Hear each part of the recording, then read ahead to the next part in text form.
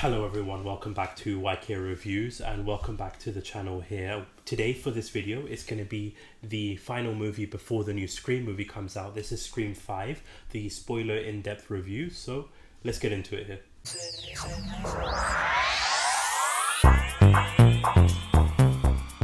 Before we get started with this review here, apologies that these reviews are coming out a lot later. This was supposed to come out earlier this week, but to be honest with you, just a lot of car troubles, a lot of issues with like the throat sounding messed up here, so a lot of these videos have been delayed. So with Scream 5, this is 25 years after the original Scream movie here, and essentially the opening sequences here as we get started with the movie, once again recreating Scream 1, the original opening sequences with that Ghostface phone call. So we start getting introduced to our character Tara, who's home alone. She gets a phone call from Ghostface where you sort of have like that friendly conversation at first, which talking about horror movies. We come to find out that she likes the more in-depth character building horror movies. One of her favorite is like the Babadook, a horror movie, which I've seen too, and it is a fantastic movie, so I would definitely recommend it if you haven't seen it there. And then the conversation just starts taking a turn. Ghostface starts turning on her, revealing his true intentions, and you have just that brilliant sequence of, just like in the first movie, of just Ghostface trying to torture her here. But obviously this time there's no boyfriend, but with modern technology now, because nowadays all security systems come from using the phone, so as she's trying to arm the house, he's disarming it here, and you see it on the phone, the arming, disarming sequences here, until Ghostface finally gets into the house and just brutalizes her in a horrific, sadistic fashion by doing damage on her leg, stabbing her, just really torturing her, only just making her live long enough that she's able to breathe and go to the hospital. And just like a brilliant opening sequences once again with the Scream franchise here, and a perfect way to kick off the movie, because they break the tradition now of like going to what the legacy characters are up to with Gail, Sydney and Dewey. Instead, the sequences here is we've got Tara's character's sister. We get introduced to her and her boyfriend Richie. They're in another part of the US where she gets a phone call that she comes to find out that her sister has been in the hospital, has been attacked by Ghostface, leaving her to come back to Woodsboro, check up on her sister here. And now that's where we come to the hospital, where we get introduced to a new set of characters in the Scream movie here. We see Tara's friends. So you've got Wes, you've got Chad, Mindy, the twins, you've got Amber, you've got Liv, all in the hospital visiting Tara, and that's where you've got Tara's sister Sam Carpenter. So Tara and Sam, the Carpenter sisters, another great shout out to John Carpenter, his name, the one who created like Halloween, so you've got a little nod to that. Even with Wes Craven, that was a little shout out to his name too, but I'll get into that later on in the movie. But great little nods to like Halloween and horror movies there. So you get Sam coming into the hospital, checking up on Tara, and that's where we start slowly seeing a little bit of backstory with Sam's character here. We see why she left Woodsboro, we get a bit of an understanding with her and like her backstory. But before we get into that part, in the next sequences here, you've got the new characters there in a bar. We come to find out that Chad and his girlfriend Liv, who has an ex-boyfriend or a person that's like after her here, with Stu's nephew. So we've come to find out that Stu Marcha had a sister. So in my mind, I'm thinking Stu's sister is equally as crazy as Stu was, but we also see that his nephew is the one stalking Liz. And then we come to see right away after the bar, we see Ghostface come, messing with his car, playing some music, and ends up just killing him there, which I just wish there were more scenes with that character, with Stu's nephew there. But you see Ghostface killing him, and that's when we get to the sequence at the hospital here. So you see, we come to find out that basically Sam's backstory here is that she left her sister, she left the family, because she comes to find out that her real dad is actually Billy Loomis, and we see her having hallucinations, visuals of Billy Loomis. And for me, I thought he looked great. I really liked the effects of how he looked, taking it back to Scream 1, the original movie here. I just wish that they used it in a different way. We come to find out that she found out that from her mum's diary that Billy Loomis was her actual father, and we find out that Billy Loomis cheated on Sydney back then since he got another woman pregnant. So that's where she found out. But when she confronted her mother, her dad was right behind her. He found out as well. And so she kind of broke up the family and rebelled and did all that kind of stuff in Woodsboro. But that's when she basically get her backstory. And so while she's at the hospital, she gets attacked by Ghostface in the hospital, manages to escape. Richie, brilliant boyfriend there, was just busy watching his Netflix, so he wasn't able to like save her in time, but she managed to escape from Ghostface after help getting the police to get involved. So Ghostface escapes, and so because of this incident, Richie and Sam go to enlist the help of the sheriff, or former sheriff of Woodsboro, Dewey Riley, and we come to see the effects of all of this has had on Dewey. We come to see that he is no longer with Gale Weathers. He's in this RV by himself, drinking, just looking disheveled, watching Gale Weathers on TV here. They explain the situation, and right off the bat, Dewey dismisses it. He just, obviously for good reasons, because of everything that he's been through with Ghostface there and just everything that's happened in his life. Eventually he does go join them. He does go enlist, and he brings Sydney into the movie here, calls her to let her know about Ghostface.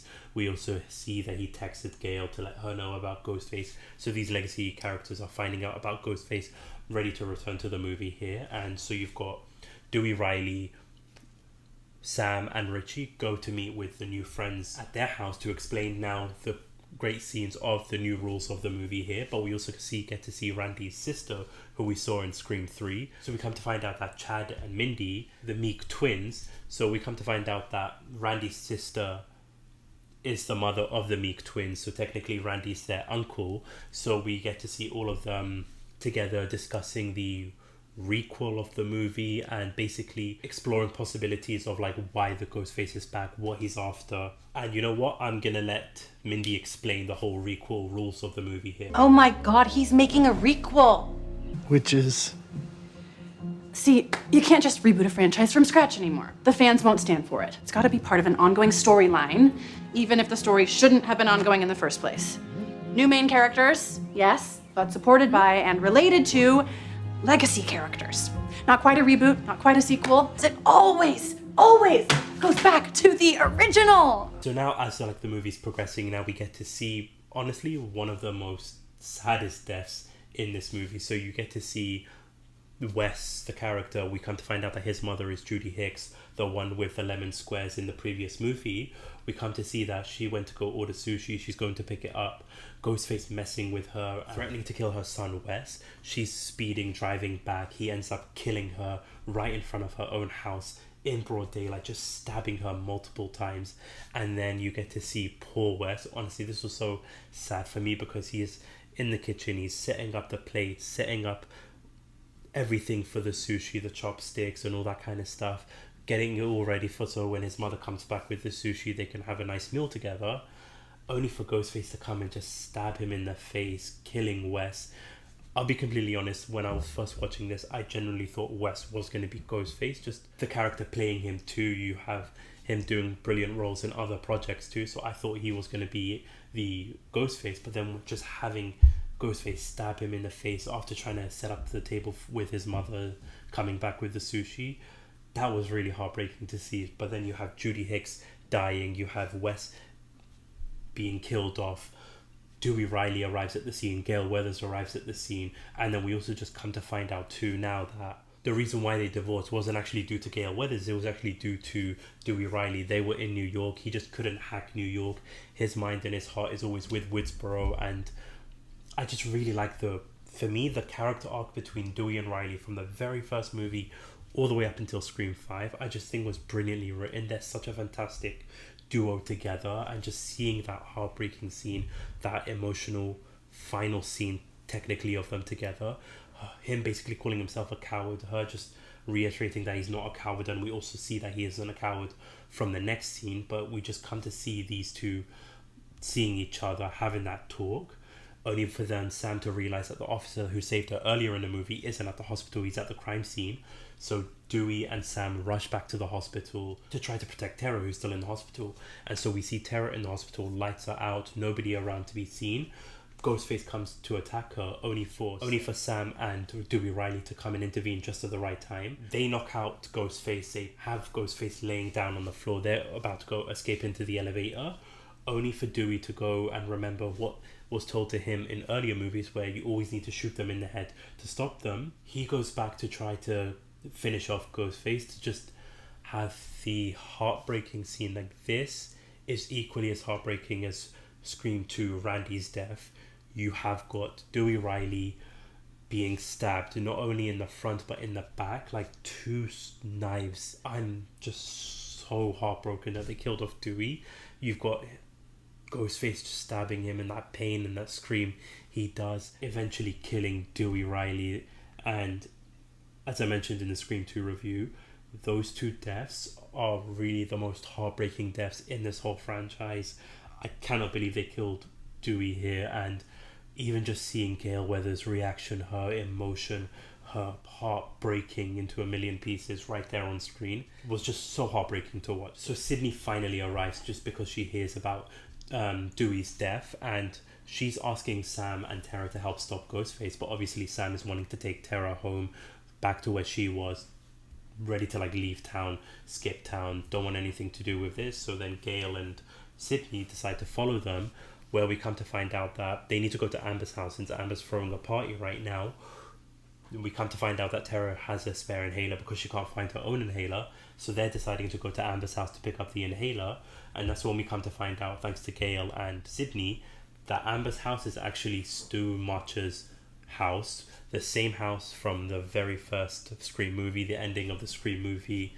So you've got Stu March's house now as the final third act here, and we see that they're having a party for Wes. So you've got this big banner saying for Wes, and what I really liked and doing the research there is you've got that for the character Wes in the movie, but also just a shout out to Wes Craven too, who sadly did pass away. So you just got a really great homage to Wes Craven there. And I really like there was a lot of like similarities with the first movie compared to this movie here. So you've got Tatum's death in the garage there, but you've got to see Amber and going to get beer in the basement, the same basement there, where instead of her getting killed off, obviously you've just got Mindy teasing her about all of that. So you've got similarities with that. You've got them watching a horror movie in the same living room. Instead of watching Halloween, they're watching the stab movies there.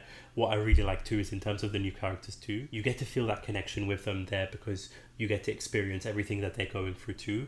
And even they have some funny moments too, because you've got Chad having a moment with his girlfriend Liv, only to reject her basically because he's worried that she might be the killer. But then like as the movie's progressing, as the third act is progressing, you have got Ghostface now targeting everyone. So because of Liv getting rejected, she goes out of the house, Chad goes after her, and Ghostface is using this little app on the phone where he can like track one another. He thinks he's going after his girlfriend Liv, only for Ghostface to stab him in the leg. And for me, if it were taken into realism here, I think that Chad should have died because of the amount of blood he lost, the amount of time he spent away from like ambulances and paramedics and all that kind of stuff. But realism out the window, he gets stabbed in the leg, and that's when Sam and Tara and Richie all arrive at the house.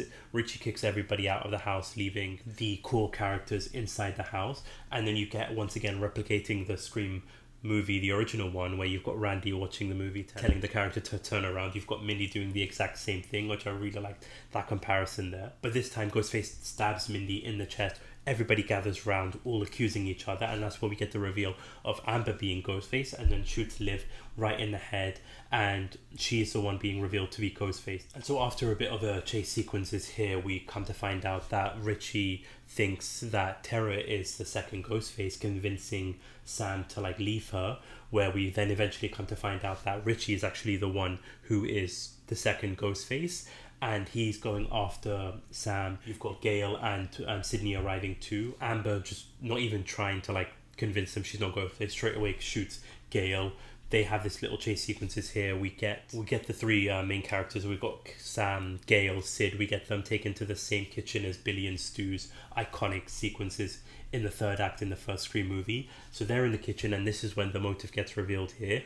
Basically, motive in terms of like how they're such huge fans of the stab movies in the Scream world here, and just how it just went to complete shits, where, to be honest with you, I would feel the exact same way, because in the Stab movies, you've got Ghostface having some metal Ghostface mask, sleeveless outfit, instead of a knife he's got like a flamethrower type of thing. So just everything's gone to shit when it comes to like the Stab movies here, and the toxic fandom that's being involved. That's one thing that I think is a little bit of a hit and miss, because you've got in real life toxic fandoms. Just check Twitter when it comes to like Star Wars or Marvel or DC or even like Scream, any type of franchise movie. There's always going to be people completely hating it, people loving it, people getting like attacked left, right and center. There is like toxicity when it comes to fandoms of movies in itself. You have got that point there. I feel like it slightly takes away from the movie for me there, but I agree, and I like how they're bringing it into like the Stab movies and what they're doing with that, because they do have a great point. Some franchises just dip a lot where they just overdo too much. So you've got these three in the kitchen there. Amber goes to go get Tara so that they can just kill them off, but Tara manages to attack Amber because her sister Sam managed to like free her before all of the events there, because she didn't buy that Tara was Ghostface for a second. Amber gets attacked by Tara with the crutches here, and that's when Richie gets involved. Richie tries to go after Tara, Sam goes after Richie, so they're having these fight sequences here. So you've got Amber versus Gail and Sid, and just this back and forth, even Amber throwing out some lines that just cracked me up there. You did. No, it was the message board. I was radicalized. And so you've got Gail and Sydney just be working as like a 2-on-1 handicap match versus Amber. Eventually, Gail finally shooting Amber. She flies back and just gets caught on fire because she accidentally turned the oven on just moments before that. So she's basically caught on fire, just like how Chucky was in the first Child's Play movie. She's getting burnt alive here. With Sam versus Richie, you've got once again like her having Billy Loomis, his face, his illusions, him pointing to where the knife was, her basically doing what her father did and just killing Richie as well, just stabbing him multiple times, eventually killing him by slitting his throat as well.